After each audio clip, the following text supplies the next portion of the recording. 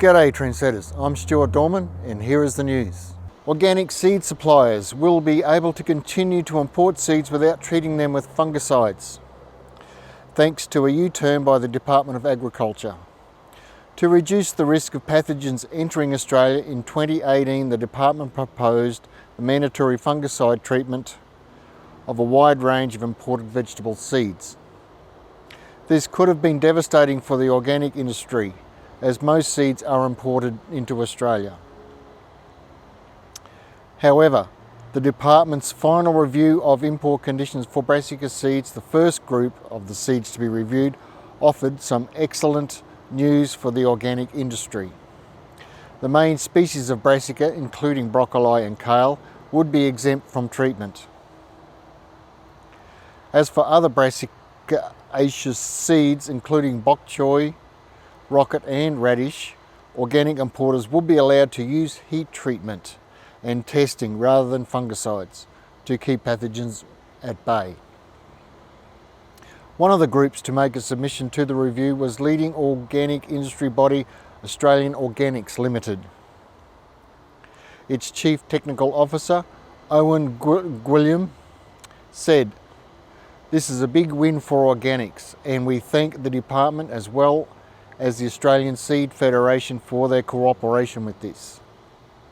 There is still more work to do.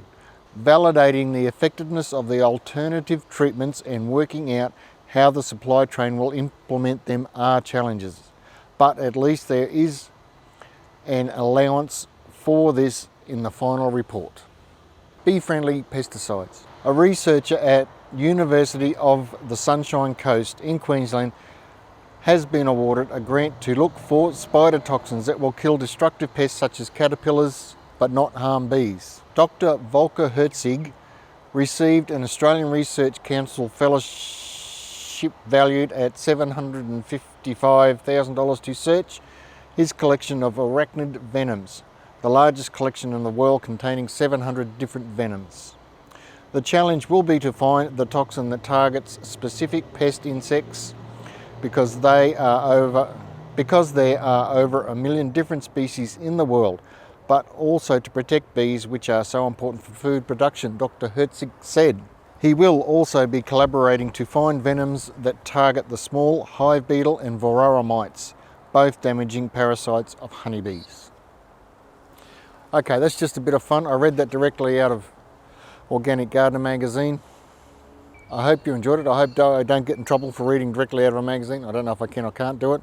But if you did like it, if you did enjoy that, please give us a like and subscribe to the channel.